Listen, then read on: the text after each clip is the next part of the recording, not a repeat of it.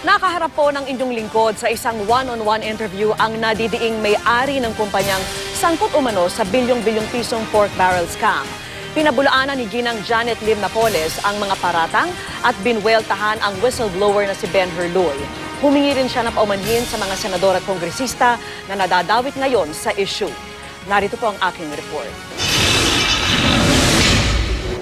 Dito sa isang condominium sa The Fort, humarap sa amin si Janet Lim Napoles para sagutin ang mga paratang ng dating empleyado at ngayon whistleblower na si Ben Herluy. 10 years, 10 billion pesos. Anong comment? Wow, napakalaki niyan, 10 billion peso. Buong release na yan ng Kongreso at Senado. So, bakit for 10 years, ngayon lang sila nagsalita? Ngayon sila na, kasi may mga kasalanan sila. Yung Benhar, Kilap-Kilap Luy na yan, ay anak ng aming katulong. Hindi direct kamag-anak. Hindi ho, malayong, alam nyo naman sa probinsya, pagka-upilido, kaya malayong kamag-anak ng magulang ko. Itong Ben Herluy, kinidnap nyo raw.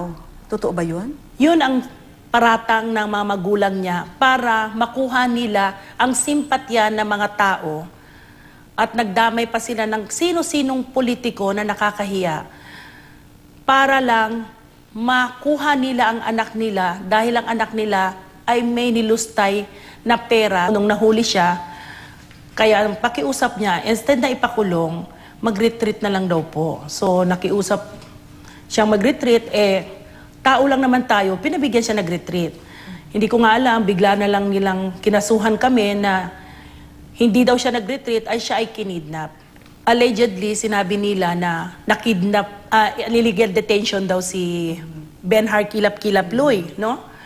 Ngayon, nakipagkita ho yung abogado nila sa amin kinabukasan. Humihingi ho ng pera, 38 million. 38 million? Opo, nasyak ako. Sabi ko, why? Kami na nga yung kapatid ko ooperahan sa St. Luke sa ginawa nyo. Ang sabi ho niya, at naka-record po yan, pag hindi daw po ako nagbigay, gagawaan nila kami ng kwento na kahit anong kwento. Sino yung humingi ng 38 Si Attorney million? Levy Baligon. Meron ba kayong proof nun? Opo. Anong klaseng proof ang hawak niyo? Tadlabas po yun sa takdang panahon. Sinabi rin doon na kung sino-sino raw yung mga signatory doon sa mga NGO na yon, helper, kung sino-sino raw na konektado raw sa inyo. Madali nga ho magbintang. Kaya pawang kasinungalingan lahat itong ginagawa nila.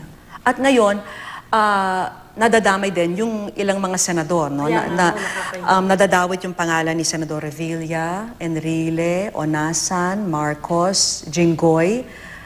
Meron ba silang kaugnayan dito sa mga foundation na ito? Hindi ko alam. Dahil kung sa amin at sinasabi nila ako ang utak niyan, wala akong alam dyan. Silang may alam, kaya sila ho dapat magbigay ng proof, sila buti nga sila, kaya nila ipirma. Siya, umamin po siya na pinipirma niya. Kung binibintang po niya sa amin, kailangan magbigay po sila ng proof. Yung mga senador na nabanggit ko, totoo ba naglaan sila ng pondo mula sa kanilang PDAF patungo dito sa mga foundation at NGO na ito? Hindi ko alam. Hindi kayo familiar? Hindi ako familiar sa kanila.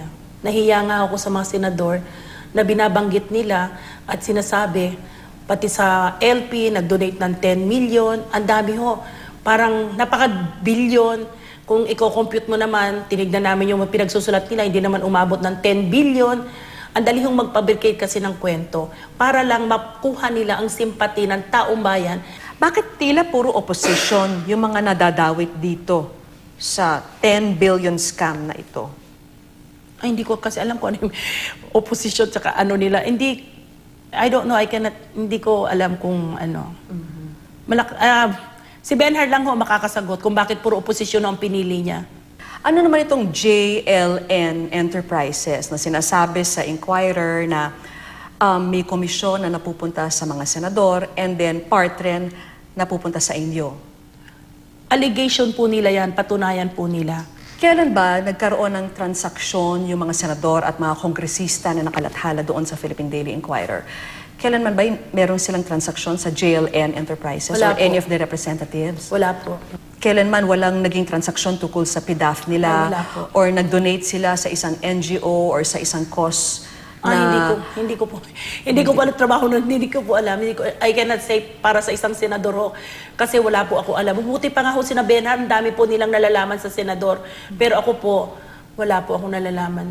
Nagbitaw din si Napoles ng ilang mensahe para sa dating empleyado at sa mga senador na nadadawit ngayon sa umunoy scam. Benhar at sa mga nanay niya, mga magulang niya at mga whistleblower na kapatid niyang pinaaral namin na nagsima na wala naman kinalaman at ang kanyang tatay na pinapagamot ko na whistleblower ko, no? Puro po kayo sinungaling. Sa mga senador, mga congressman, kung sino man yung sinasabi nila, pasensya na po kayo, sir. Unang-una yung iba po, hindi ko kayo kilala. Nakakahiya pong sabihin na dinawit kayo ng mga empleyado ni Benhar Luy. Ang sinasabi ni Ben-Hur na kayo ang mastermind nito. Ang sinasabi niyo naman, si Ben-Hur yung mastermind nito. Sino kaya ang may pruweba para maipakita nga sa madla kung sino talaga yung nagsasabi ng totoo? Eh siya lahat ng may papel niyan eh. Wala kaming pruweba dahil wala naman sa amin yung papel. Siya yung may papel, siya yung may alam, siya may utak. Gaya ng sinabi niya, may transaksyon ako dito. Dinidinay nga ng mga tao, kakilala ko. Di pa paano? Hindi ko alam. Harapin na lang nila yung kaso. Kayo raw ang mother of all scams. Opo, ako ay mother. Si Benhar Kilap Luy ang scammer.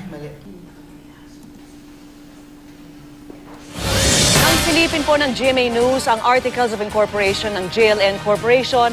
Kasama po sa mga incorporator ang ina ni Benhur Luy na si Gertrudes Luy, gayon din ang kapatid niyang si Annabel Luy na nakalista pareho bilang mga director.